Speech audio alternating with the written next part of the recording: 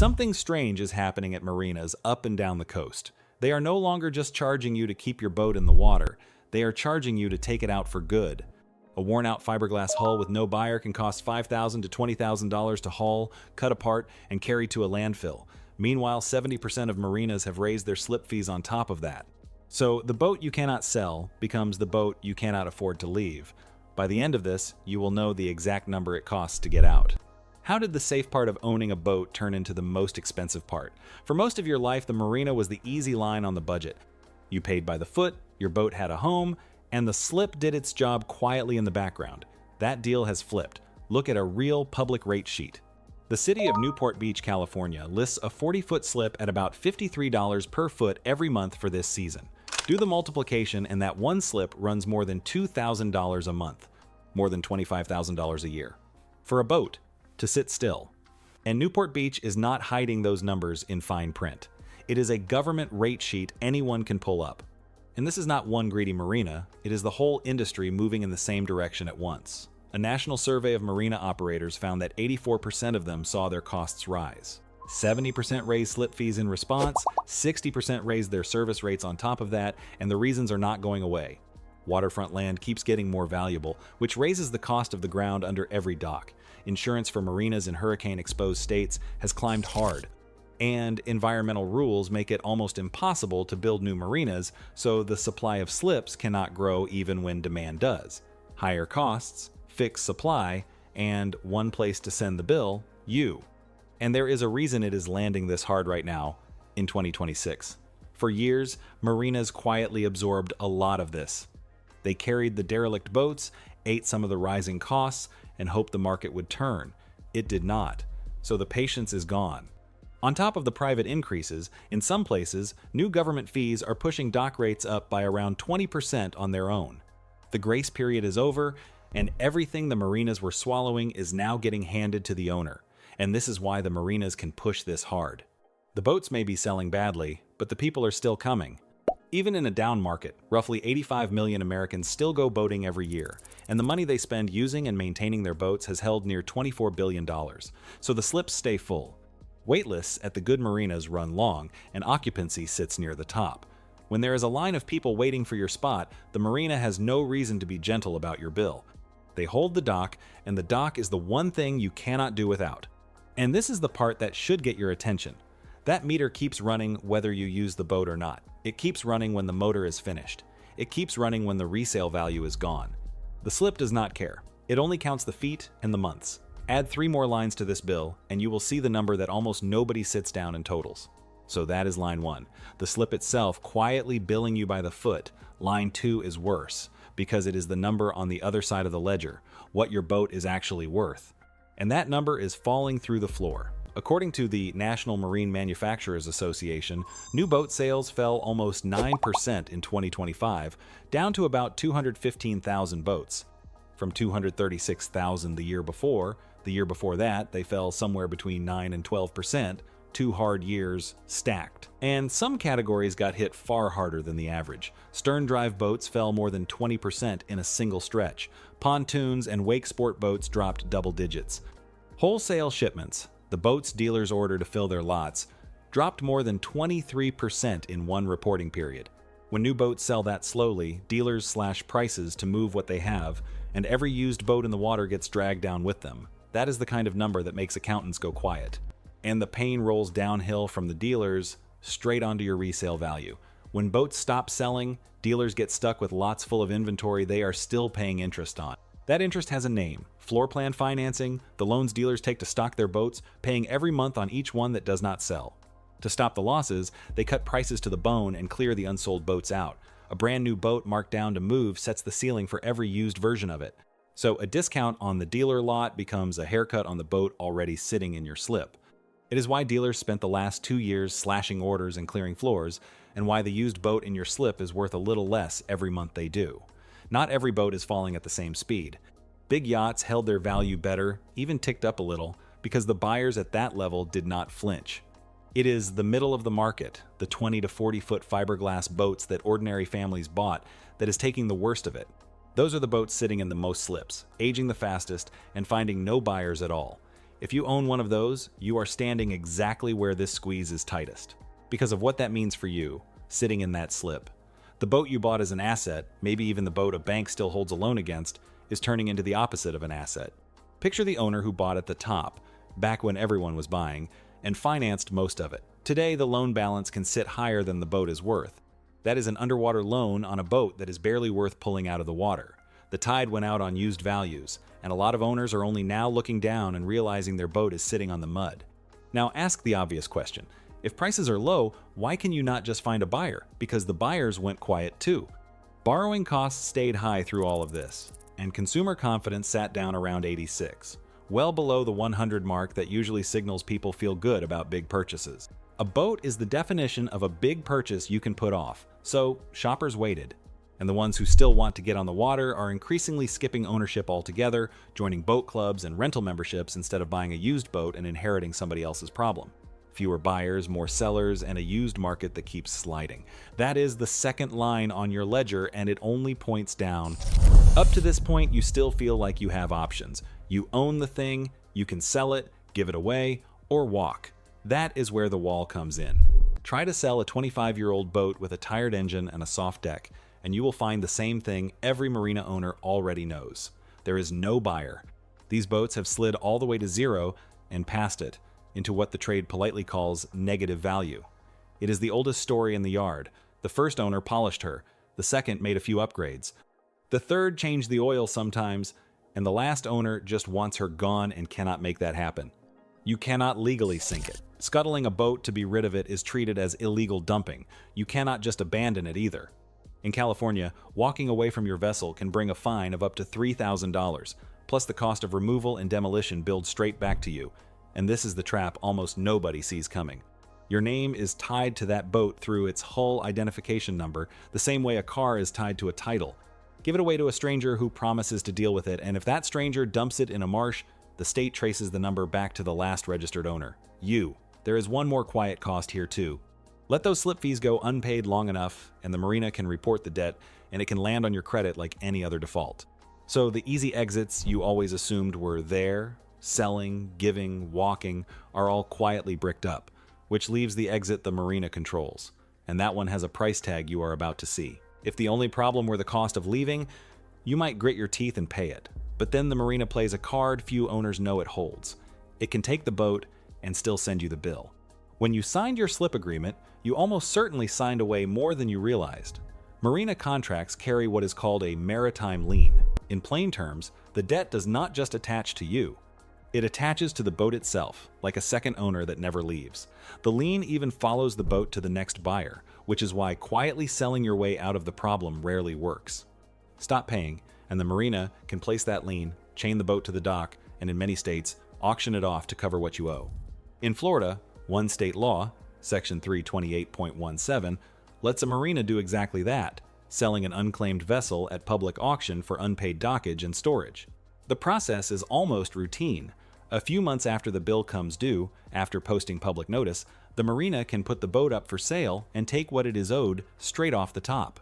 In the harder cases, a lien holder can go all the way to federal court and have the boat arrested, seized by a United States Marshal until the owner pays up, or the court orders a sale.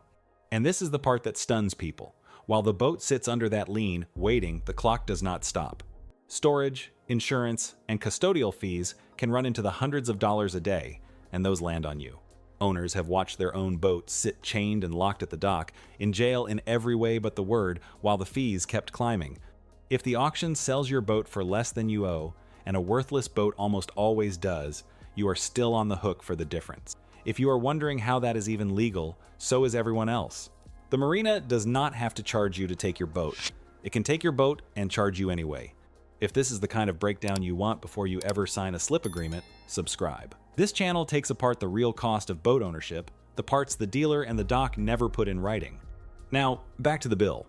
So the marina can lien the boat and auction it, but what it costs you to handle this the right way, on your own terms, makes even that look tame.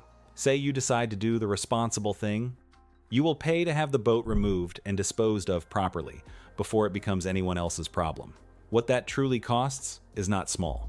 Practical Sailor, a magazine that has covered this exact problem for years, laid the range out plainly. hauling and scrapping an end-of-life boat commonly runs $5,000 to $20,000. Disposal alone, measured by the foot, tends to land between $200 and $500 for every foot of boat. A professional removal company might quote $60 a foot for a small hull, and once you pass 28 feet, $100 a foot or more, before the tow, which by itself can add $350 to $2,000 depending on how far the boat has to travel, and that is not a typo. For a big derelict, the total can be far worse. One documented removal, a large vessel that had to be pumped of fuel and oil, cut down, and trucked to a salvage yard, was estimated at around $75,000. Some owners try to skip the bill and cut the boat up themselves. They learn fast that fiberglass fights back, dulling blades, filling the air with dust, filling dumpster after dumpster, until they wish they had just paid the $100 a foot. And more yards are simply saying no. Yard managers have learned to refuse the worst hulls because the last thing a boatyard wants is to get stuck owning a boat nobody will pay to remove. So the owner who waited too long can find that even the places that take these boats will not touch his. And there is a newer cost sitting quietly in the middle of all this.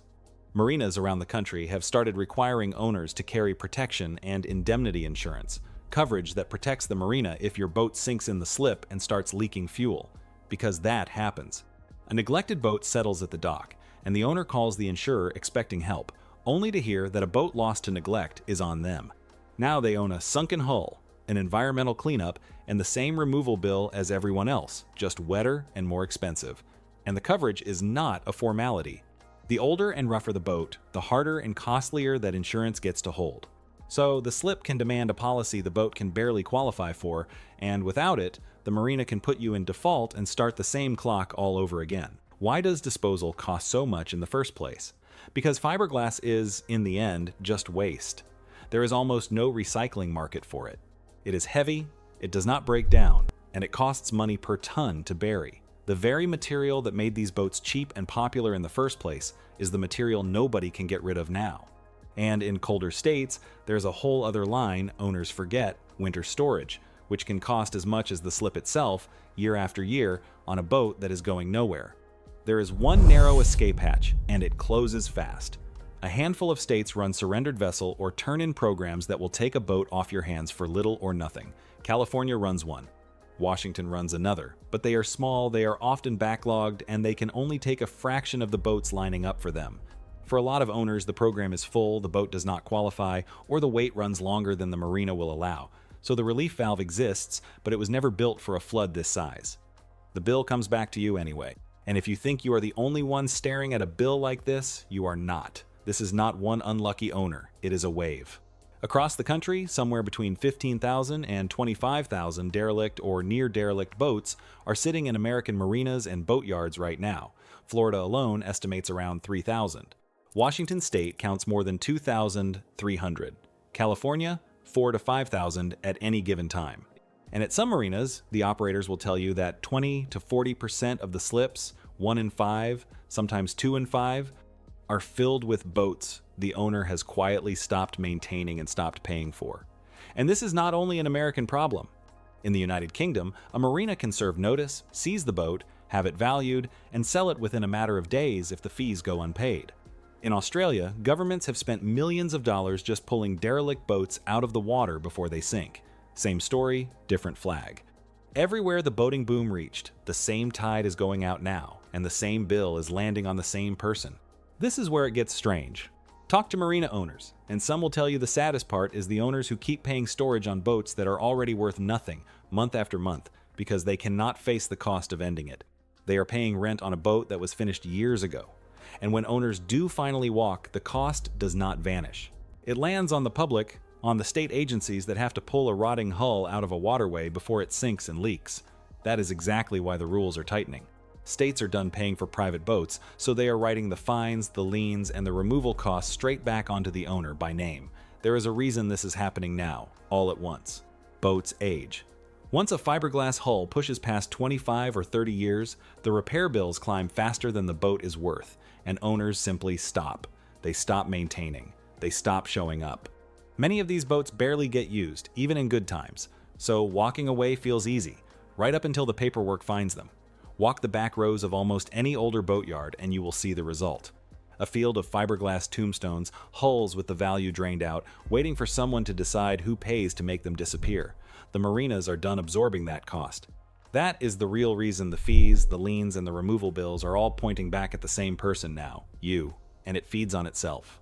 Every owner who gets trapped and finally walks leaves one more worthless hull for the marina to deal with, which is exactly why the marinas enforce harder, raise fees higher, and lean faster on everyone still tied to a slip. The more people this catches, the tighter it pulls on the ones who are left. And think about who is sitting in the tightest part of this. A lot of these boats belong to people in their 60s who bought them for the good years, the retirement they worked toward, a slip at the harbor, and weekends on the water. Now, the engine is tired, the value is gone, the slip fee climbs every season, and the exit costs more than they ever set aside for it. They did nothing reckless. They bought a boat, the same as millions of others, the market simply turned under them, and the bill for getting out arrived at the worst possible time. If that is you, you are not careless. You are early. And early is the only advantage left in this whole story. So let us add up the ledger, the way almost nobody does before it is too late. Line 1, the last stretch of slip fees you cannot escape while you sort this out. At a real coastal rate, that is easily a few $1,000s, and at a place like Newport Beach, closer to $2,000 a month for as long as the boat sits. Line 2, the removal and disposal, $5,000 to $20,000 for a typical worn-out cruiser. Line 3, the boat itself, which brings nothing back, because its resale value is zero. Add it honestly, and the true cost of getting out of a boat that is worth nothing to anyone lands somewhere between $10,000 and $30,000. And that is the good version, the one where you move early and stay in control. Stall, let the lien clock start, let the custodial fees pile up at hundreds of dollars a day, and that number only climbs. This was never really about the price of the boat. It is about the price of the door marked exit. And that door, it turns out, is the most expensive part of the whole thing. So what does the smart owner do with this? You price the exit before you ever buy. Before you sign for a boat, you ask the ugly question nobody at the dealership wants to hear. What will it cost me to get rid of this thing when it is worth nothing? You favor boats that hold a floor, hulls people still want used, and you stay away from the aging fiberglass that has no bottom under it. And if you already own one that is sliding, you act while it still has any value at all. Because every month you wait, the slip meter runs, and the exit gets more expensive. Control in this market is not owning the biggest boat. It is knowing the number before the marina does. Remember where we started? The marina was supposed to be the safe part, the quiet line on the budget. And for years it was, right up until the market turned, and every one of those quiet lines turned into a claim on your wallet. But the leverage is real, and it is yours. The people who lose the most in this are the ones who never read the last line of the ledger until the marina reads it to them. The people who win are the ones who total that exit number first. Before they buy, before they stop using the boat, before the fees compound. You just saw the whole bill. That puts you ahead of almost every owner still telling themselves their boat is an asset. If you want the next breakdown, the one on which brands are quietly losing the most value right now so you can see the drop coming before it reaches your dock, that video is the smart place to go next. Watch that one before you make a single move.